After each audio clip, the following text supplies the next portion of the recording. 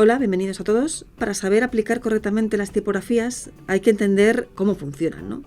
Y hay que saber un poco de terminología. Sí que es verdad que hay gente o diseñadores que para aplicar la tipografía parten de un gusto o una cuestión estética o por moda. Pero creo que hay otras que son más cuestiones técnicas que son muy importantes conocer. Vamos a empezar a diferenciar lo que es entre fuente y tipografía. Cuando hablamos de fuente nos referimos a una concreta fuente que utilizamos. Por ejemplo, Roboto Bold, Miriam Regular, Montserrat Italic, Playfair Display Italic, Freight Textbook. En cambio, la familia es el conjunto de fuentes que tienen la misma base gráfica, ¿no? Y que dentro de esa familia están todos estos pesos diferentes que forman las fuentes, ¿no? En este caso, la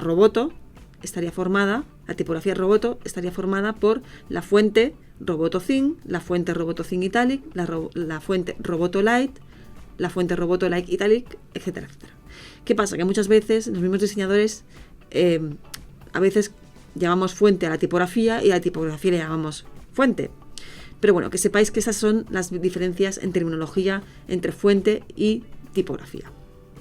Y luego hablamos de pesos, ¿no? El peso es cuando hablamos de pesos nos referimos a qué estilo tiene, ¿no? Si es un estilo fino, un estilo cursiva, un estilo redondo, negrita, si es estrecha, si es ancha o si es redonda, ¿no? Y eso es el peso gráfico de la tipografía.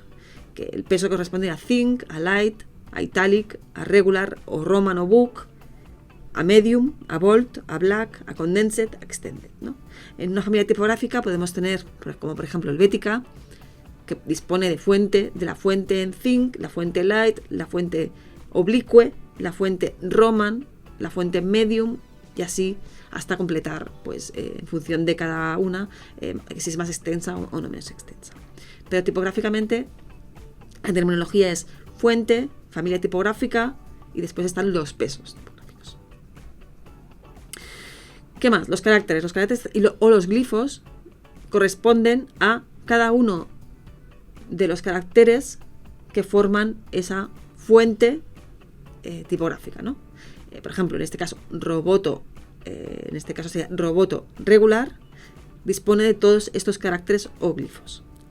Que sepáis que no todas las tipografías contienen el mismo número de caracteres o glifos. Y que para saber el número de caracteres o qué glifos dispone la tipografía, tenéis que iros a texto. Hay una opción que es pictogramas y ahí podréis ver, si tenéis seleccionado una tipografía, de cuántos glifos dispone esa fuente. Esto para cualquier programa, InDesign, Illustrator o Photoshop. En el menú desplegable de texto disponéis de un apartado que es pictogramas y en este caso se despliega una ventana emergente en el que podréis ver todos los glifos de la fuente. En realidad, la fuente es un contenedor de glifos, ¿no? Y cada glifo corresponde a un carácter. Pues la A, la con acento, la con diéresis, la con lo que sea. Mayúscula, minúscula, los guiones, los puntos, las comas. Todo eso son glifos que forman parte de la fuente.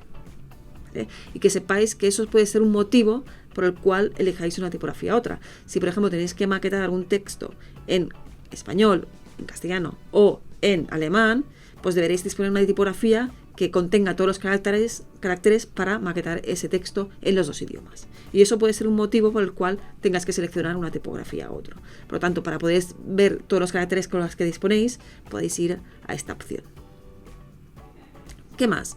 Importante que tengáis en cuenta lo que son los remates. Los remates corresponden a las tipografías con serif. Son esa especie como de formas que tienen algunas letras que se llaman remates o gracias. Sobre todo corresponden a las tipografías con serif. Las tipografías con serif son las tipografías que tienen remates. Y hay diferentes tipos de remates. Fijaros que hemos puesto diferentes letras y que esos remates son diferentes. Todos son remates, pero todos son visualmente diferentes. Y luego tenemos los que son las tipografías sans serif o lineales o de palo seco que no tienen remates o gracias, ¿no? Hay tipografías que no tienen esos remates especiales que tienen las tipografías con serif. Eso es importante que tengáis en cuenta porque puede ser un motivo para elegir una tipografía, el tipo de remate que contenga si es una tipografía con serif. Tenemos lo que es el remate clásico, que es este, que veis así como curvado, y que en este caso tiene dos tipos.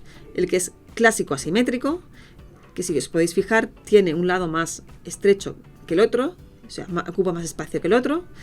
En cambio hay otros que son clásico simétrico y que tienen los dos lados con la misma distancia. Uno es más clásico, el primero, el clásico asimétrico es muchísimo más clásico que clásico simétrico.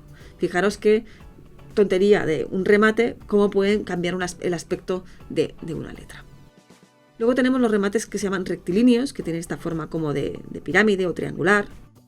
Los cuadrangulares, que son como más pesados, tienen este aspecto. Los lobulados. Los filiformes, que son como los cuadrangulares, pero el peso del remate es mucho más fino que el del trazo vertical, ¿no? Es muy finito comparado con el otro trazo. Luego tenemos el insinuado, no es un remate, sino que el trazo entra hacia adentro, insinuado. Y luego tenemos que hay tipografías que no tienen remates.